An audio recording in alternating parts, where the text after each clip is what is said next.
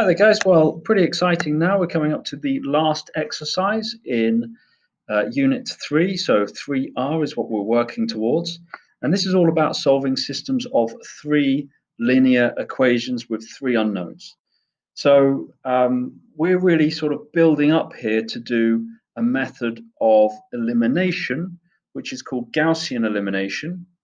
And that's where we're going to eliminate our variables going down through a set of three equations, and then we'll end up with, say, z is equal to something. We can then do our substitutions back through to find out what x and y are. Okay, so that's what we're working towards, and that process is relatively straightforward, to be honest. And then we need to look at the cases, the special cases. So we need to think, when are we going to get a unique solution for x, y, and z? Sort of three-dimensional situation now. So for x, y, and z, when are we going to get a unique solution? Secondly, when are we going to get infinitely many solutions? And thirdly, when are there going to be no solutions at all? Now, very briefly, in 3 dimensions, something like x plus y plus z equals 10 represents a plane.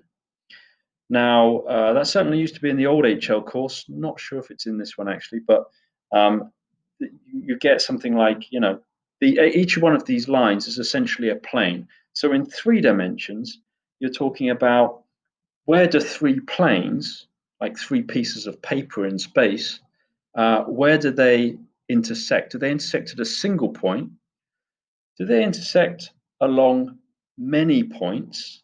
Okay, maybe they're the same piece of paper in the same plane, or maybe 2 of them meet at an edge, for example.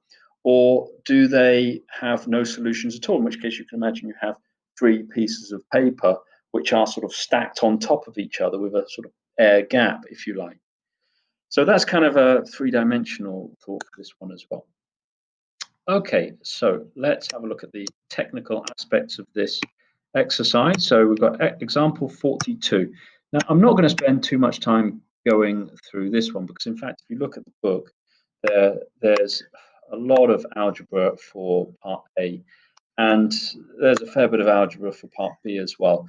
So I'm going to give some strategies for part B, and I think I'm going to bypass part A completely. But that's not to say that you don't need practice with this. You absolutely do. It's just to say that there's just a ton of algebra here, really. And it's just going to take me a long time to write on this page. So the method of substitution is simply to say, well, okay, well, let's get, I don't know, for example, for the first one, y is equal to 5 plus z plus 2x, and that's for our first equation. And it's going to be important to label these things up for our examiners as well. Say, well, look, here's our first equation, and maybe let's substitute that into the second equation. Now, in the second, so we put 1 into 2, and then you're going to substitute that one in. So you're going to put that in here. You'll have x minus 2 lots of 5 plus z plus 2x, and that's equal to 0. And now you can substitute this first expression for y into the third one as well. And again, you can eliminate y from the third one in a similar way to what we've done here. So again, you can you'll rearrange 1 into 3. And now you'll have 2 equations, have this one and the one which you come up with here, which are just in terms of x and z. So now we've got to a situation where we have 2 simultaneous equations with 2 unknowns, and we can solve those in the normal way. Okay, now I'm not going to take that further. You can see how the book does that one, and you can check that one yourself. Now, that's not the only way of doing that question. There are many, many different ways of doing that question, but you should come up with the same 3 answers, whichever way around you do this. You'll get x, y, and z is equal to 1, 2, and minus 1. There is one unique set of solutions that makes this work. Now, we know there's one unique set of solutions here because you can only follow this through and get those 3 answers. You won't get 0x equals to 0 at any point, so 0 equals to 0, so something which is consistent but where we can't find out what x is, for example. And we don't get something like 0x equals 10, which is not consistent and means that we'd have no solutions at all. Okay, so now the method of elimination is slightly more interesting here because this is the same as what they come up in the next situation, which looks kind of like matrices. Apart from, it's not really, it's just a shorthand way of doing lots of steps without writing R, X, Y, and Z each time. Okay, but very, very similar to matrices. Okay, so so perhaps we should have a look at this one, just talk about some strategy for part E here. Okay, so for a method of elimination, now maybe you want to rearrange these equations to start off with. You don't have to call them 1, 2, and 3. Now you could say, well, maybe this is R1. So maybe I'll just rearrange this and say we've got x minus 2y minus 3z is 0. Then we've got 2x plus y minus z is equal to 5.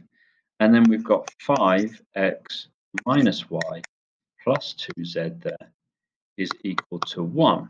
Okay, now at that point, you can clearly see that if you do multiples of the first one, I deliberately got that because I saw it had one lot of x there, although I could equally have just talked about us having just one lot of y in the first one.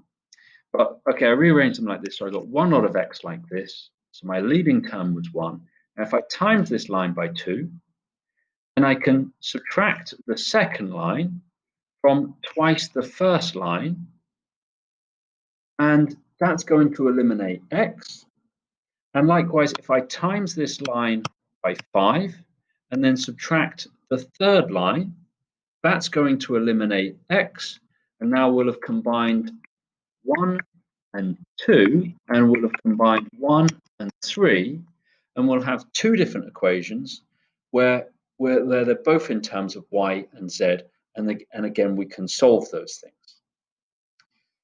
Now, okay, so let's see this done in a matrix version. So I'm going to leave that there. You can work through the algebra there. You can then get two equations with y and z, and then you can solve for z by eliminating y, and then you can put z back in, and you can work backwards and work out what x is by putting that back into the first equation. Okay, right, happy with that one, hopefully. Okay, the solution to that, again, should have been the same solution set, of course, which is 1, 2, and minus 1. Oh, and by the way, they say you can check using your calculator here, because your calculator solves sets of simultaneous equations. We just turn it on and find out where it is. So we get to, let's have a little look. If we go to, not actions, if we go to algebra, the first thing that comes up on the TI Inspire is solve, is numerical solve, that's one thing. And then second thing comes up as solve a system of linear equations. So that's what you'll be typing in. Okay, let's just have a cup of my tea here. Before it gets cold, I've already microwaved it once. Okay, and let's look at the next question. Okay, so we're going to do this same thing using this matrices approach. Okay, they use the same thing. So this is now a third method. So let's get rid of everything here. And they say here we've got 2, 1, minus 1, and the solution is 5. So this is really our x column, y column, z column, answer column. Okay, we're just missing out our coefficients. Now we're going to switch things around a little bit by putting the second equation first. We're going to write 1 and minus 2 and minus 3 and 0. And the second one is 2, 1, minus 1 and 5. And the third one is 5, minus 1 and 2 and 1. Okay, so we're going to take this through those steps. And the first step is to times the top row by 2. We're going to say 2 minus 4 minus 6 and 0. We're going to get 2, 1, minus 1, 5 there still, and 5, minus 1, 2, and 1. In a way, this is a bit like Horner's algorithm. This is just simplifying the whole thing down just to the technique which we're doing. So it's really kind of the same thinking that's going on. We're just not writing quite as much. So now we're going to take away the first line from the second line. So that's going to leave us with 0. So sorry, 2 minus 4 and minus 6 and 0 is still on the top line. But we can likewise write that as 1 minus 2 minus 3, 0, because that's the same relationship between x, y, and z just divided by 2. But we're going to take this line away from this line here. So 2 away from 2 gives us 0. Minus 4 away from 1 gives us plus 5. And then minus 6 away from 1 is giving us plus 5 as well. Okay, so we're doing minus 1, take away minus 6. It's also giving us that plus 5. And then we're doing 5, take away 0 is also giving us 5. So in other words, 5y plus 5z is equal to 5. Okay, now in our final line, of course, we've still got 5, minus 1, 2, and 1. Now you can see there's going to be an awful lot of steps here, but the next step would be to say, okay, well, let's times the top line by 5. So we're doing 5 minus 10 and minus 15 and 0, and then we still got 0, 1, 1, 1 as the next one. I've just divided throughout by 5, and then we've got 5 minus 1, 2, and 1 there. Now when we take that top line, okay, when we take this line here away from this line here, we're going to get 0. So we've now got, again, 1 minus 2 minus 3 and 0 there. 0, 1, 1, 1. And then on that bottom line, so that's a 5 there, by the way. And then on that bottom line, we've got the top line away from that bottom line gives us a 0. And then we'll get minus 10 away from 1. Minus 1 gives us plus 9.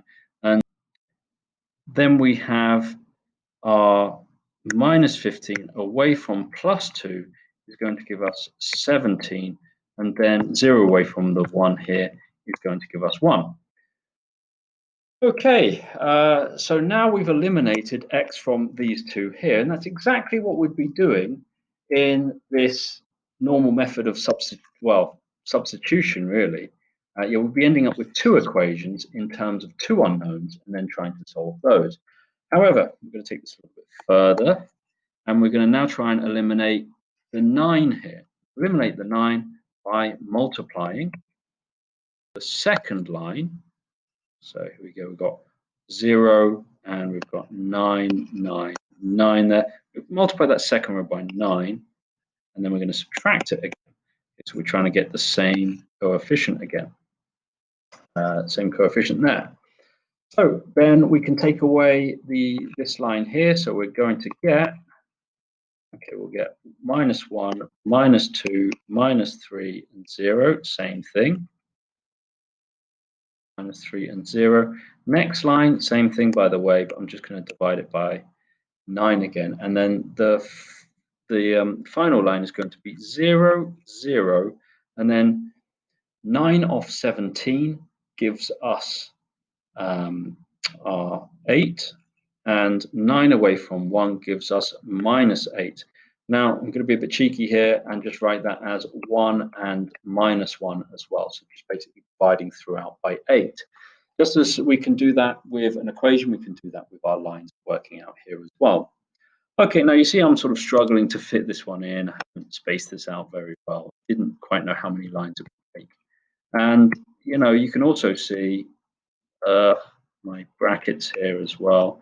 Sort of, this is my set of 3 things. That kind of makes it a little clearer, perhaps. And there's my set of 3 equations, linear equations, which we're solving there as well. Okay, so once we've got down to this line here, what do? Well, now we can say we can solve this thing here, because essentially what we've got now is from the last of the lines there, it's really saying that we have z, 1z is equal to minus 1. So z is equal to minus 1.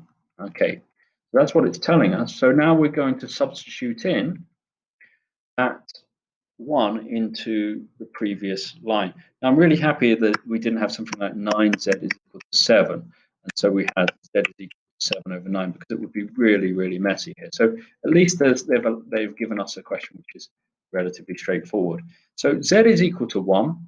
And of course, we can check that with our previous set of solutions as well. And z is equal to, sorry, minus 1. Minus 1 was our answer from the previous set of solutions, because that's the same question done in two different ways. Okay, so once we've got down to this stage, we can basically do our substitutions in. So what we're aiming to get down to is 1, 1, 1, with everything else as zeros, and the situation of what's this and what's this, because that's going to tell us what our 1x is and what our 1y is. Okay, so next step, according to the book, is then actually put in your x's and y's again. So at that stage, you can go back to saying we've got x minus 2y here. Sorry about that, minus 2y, and then minus 3z equals to 0. We have y plus z equals to 1. So I'm taking that from here. And then the last one says z is equal to minus 1. So once we've got this, we just now need to solve this set of equations, and that's exactly the same as this set here. So we're just taking this up to here, and we're now just back substituting essentially. So put z into here, and we'll find out what y is. I think y is equal to 2. Okay, so yeah, y is equal to 2, and then put both y and z back into the top equation in order to work out what x is. So it's just a back substitution through there in order to find our final set of solutions. Okay, let's just see how the book is doing that one. Yeah, if you see the last sort of two groups of working out that the book has done, it said let's put back in our x, y, and z, and then it's saying, well, let's back substitute and solve those equations. So they've just substituted in the minus 1 for z, and we need to put in the x, y, z here to actually put in those values backwards again. So at this point, we stop just doing the numbers, and we need to put back in the algebra. So I'm not going to take this any further, but it's perhaps useful to note that what we've done is this Gaussian method of elimination, or what they call row reduction. Now, if you want to do this with matrices, so you can quite easily set this up as a matrix. You can set this up as a matrix, and then you can do row echelon form, which will give you your matrix like this. This is row echelon form, and that's really simple to do actually. You type in your matrix on your calculator, and then you can say, let's do row echelon form of this matrix, and that will give you this. But if you want the form where you have 1, 1, 1, and then your solutions on the other side, you'll have your solutions of minus 1, I think it's 2 and 1. Let's just check those. What was it? Yeah, 1, 2, and minus 1. Then if you want your matrix to then turn up like this, then that's called reduced row echelon format. So essentially, you can just go straight from here to then apply reduced row echelon format, and you'll get this thing here. Okay, and that will give you your three solutions. So that's another way of solving a set of simultaneous equations where there's more than just two unknowns, using your calculator. Of course, it depends on them being linear equations as well, with just x, y, and z.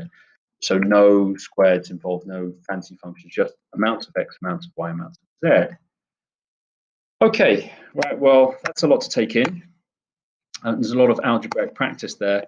And you can see there's a little investigation coming up as well. And again, this investigation will give you lots of practice, just as the exercise will as well. And hopefully you'll find something out from this, which is the intention behind all of these investigations, of course. However, this is the really important thing which you will find out. Now, if you want to stop, get some practice, and see if you can find some things out, go ahead. Otherwise, here we go. So first of all, it says, well, three cases here. Three possible cases when we're trying to solve a system of three simultaneous linear equations with three unknowns. So the first of the conditions is, or first possible types of solutions, is there is a unique triplet of numbers which satisfies all three equations. That is to say, when you do this process, you will find an A, a B, a C, an X, a Y, a Z. You will find them. It will be easy.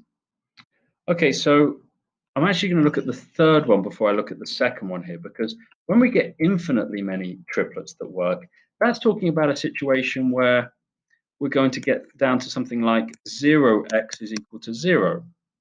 Well, there are infinitely many solutions to that because x could be 1, 2, 3, 4, 5, whatever you want there, because zero lots of whatever you want is still 0. So you'll get to this point at some stage, either for x, y, or z, or A, B, and C, whatever you're actually working in. Okay, now that leaves this second case here, and the second case says there is no triplet of real numbers that satisfies all the equations. So that means at some stage you're going to get to some inconsistent equation. So as you're working out, you might get to say, for example, 0z is equal to 10. Well, there's no value of z there that can make that work. So that's going to be giving us an inconsistent situation. And then we're going to say, well, it's not that there's infinitely many solutions. There's definitely not a single solution. It's just that there's no solution. This just does not work. Okay, now these cases are really important because in the exam questions, you don't normally get just three nice equations, three nice equations there, and they say, just go ahead and solve them.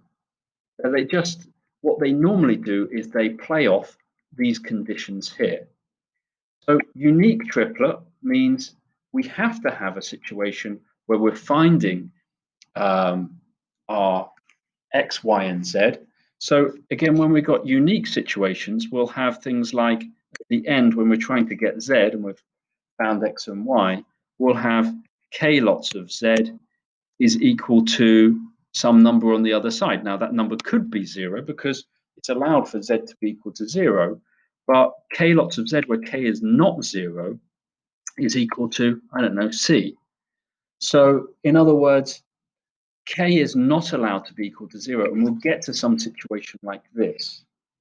And that's really important because lots of our questions will involve parameters rather than just coefficients which are given to you already for x, y, and z. So let's recap this. These are really three very important conditions. And although they've given you the maths behind these, sorry, the statements behind these, you need the maths behind these. So let's just write that in terms of Z. So I would write these down somewhere or other. I would, this is a big note for you guys. So there are infinitely many triplets leads us to this situation. There is no triplet leads us to this situation, okay, where 0z is equal to k and k is not equal to 0. And then finally, we're getting this situation here from a unique triplet, or rather that's the first case that they come up with. And we're saying that there's k being non-zero again here. So k not equal to 0 will give us something like this, and c could be any real number essentially. Okay, so you'll get down to an equation which is solvable.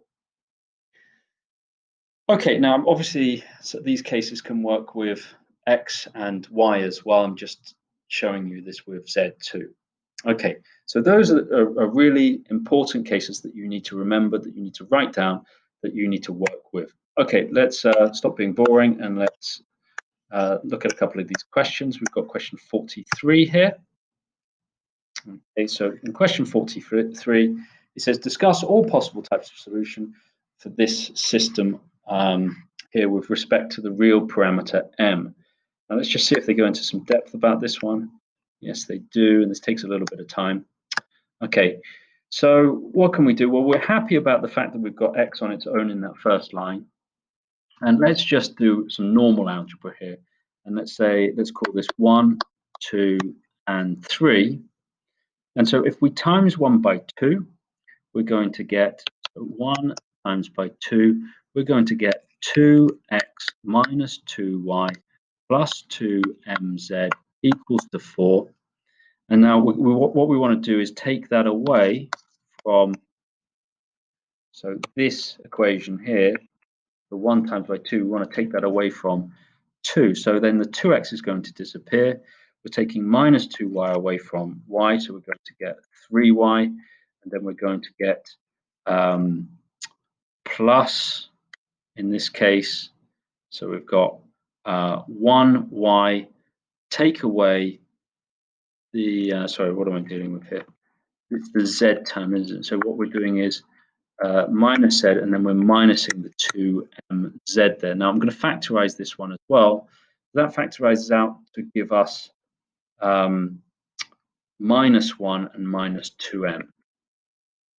Okay, so we've got minus 1 and minus 2m lots of z plus there, and that's equal to not 4. That's the second equation. So that's equal to 3. Take away the 4, which is minus 1. Okay, and now likewise, we're going to do 3 take away 1 as well. So 3 take away 1, just the regular equation of 1. We've got x take away x is fine, and then we've got y take away minus y is going to give us 2y. And so we're just taking this forward as normal at this point, and seeing where we get to and seeing which cases we can apply. So we've got minus 2z there, take away the m, so we've got plus minus 2, and then take away m lots of z, and that's going to equal to 5 take away 2. 5 take away 2 is equal to 3. Okay, now we want to eliminate the y, so we're going to need to multiply each of these. So I'm just going to call this, let's call this a, and let's call this b. So again, we're going to do a times by 2 and b times by 3. Okay, so a times by 2 is going to give us 6y, and then plus minus 2 minus 4m z, and that's equal to minus 2 there. And then if we times b by 3, we're going to get 6y plus minus 6 minus 3m times by z is equal to 9. Okay, now we can eliminate one of the rows. Well, we can eliminate the y rather by subtracting the 2 rows. So as normal, we'll do the b times by 3, take away the a times by 2. So this is going to cancel. We're going to get minus 6 minus 3m, take away minus 2 minus 4m, lots of z is now equal to 11. That's 9, take away minus 2. Okay, now we need to simplify this thing here. So we've got minus 6 minus 3m plus 2, and then plus 4m lots of z. And I hope I've not made any mistakes with my algebra here, otherwise I'm remaking this video. So we got m and minus 4 lots of z is equal to 11. And now we're getting out, now we're coming back to our cases, basically. So we've got m minus 4 lots of z is equal to 11. Now remember, there were 3 cases. Discuss all possible types of solution. Now, we could have a situation where we have, let's say, for example, 0 lots of z is equal to 0. Well, we can see that that's not actually happening here. We've definitely got a value for z. So we're not going to get the case of 0z to 0. That's not possible. So there are not infinitely many solutions. So not, let's just say, not infinite solutions. Can't be the case because we haven't got 0 lots of z is equal to 11. You can't make it because there's not a 0 on this side. Now let's consider the other cases. So let's think, is it possible to get 0 lots of z is equal to 11? Now what was that case? That was the inconsistent case. So when you get 0 lots of z is equal to 11, that is leading to us having m minus 4 is equal to 0. And that is the case when m is equal to 4. So when m is equal to 4, we have an inconsistent situation. You can't have 0z equals to 11. It doesn't make sense. So when m equals to 4, we have no solutions. So no solutions. So that's possible. That's possible because we get an inconsistent system there when you say 0 something is equal to 11. So when m is 4, we will not get any solutions. But seeing as this 0z was equal to 0 was not possible, it's not possible to have infinitely many solutions. This setup gives us no possibility for infinitely many solutions. When m is equal to 4, there are no solutions. And when m is anything other than 4, we have unique solutions. Unique solutions. Okay, so our cases are the possible types of solution are no solutions, number 1, when m is equal to 4, or unique solutions when m is not equal to 4. Okay, so I suppose when they're saying discuss any possible types of solution, they're all unique as long as m is not equal to 4. Okay, let's just check that one out. And yeah, so there we go. They're giving the same set of reasons there as well. Okay. So I've checked through those 3 cases, and now you can see why those 3 cases are important to write in terms of algebra. Okay, and that's these 3 cases here. I think that's just so important that I'm going to just copy that again and just come up with each of those situations. So here we're getting out k, lots of z or x or y is equal to c, where k is not equal to 0. And infinitely many solutions, kind of the easier one to think about, is when you get 0 lots of z is equal to 0. And the other solution is when you've got k lots of z, again k is not equal to 0, is equal to 0. Okay, so that's not possible. Okay, so those are the conditions which we're checking. Now, whichever way you've done around your questions, we'll either end up with kz or kx or ky. Okay, right, so example 44. This may well be our last one. But you're happy about that one? Okay, it's pure suffering, this thing. Right, so example 44. Find the equation of the quadratic function, there's a quadratic function, that passes through these 3 points. Oh, nice little setup of a set of 3 linear equations. Now it's pretty straightforward to do. We're going to put in -1 and get out 10. So one of our equations is putting in -1, we'll get out a and minus b and plus c. All I've done is put in -1 there, and I'm getting out the answer of 10. Now for the next one, we've got 4a plus 2b plus c. That's putting in 2. And we get out the answer of -2. And for the last one, we can see that when we put in 4, we're going to get out 16 a plus 4 lots of b and plus c is equal to 0. So there's your 3 cases there, your 3 linear simultaneous equations which we're dealing with, a set of equations which we need to solve. Okay, and essentially, there we go, they've done the same thing.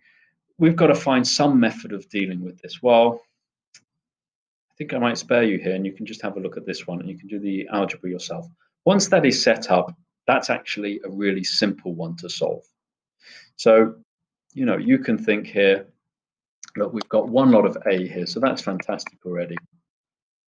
Okay, so if we times 1 by 4, then we can take that away from 2.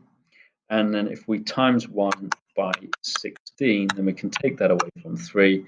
And that will give us a set of simultaneous equations with 2 unknowns, just with B and C, and we can solve those ones. So that's pretty straightforward. Okay, well, that's a nice one to end on. Let's just see if there's any little extra notes. So there's an extra note here.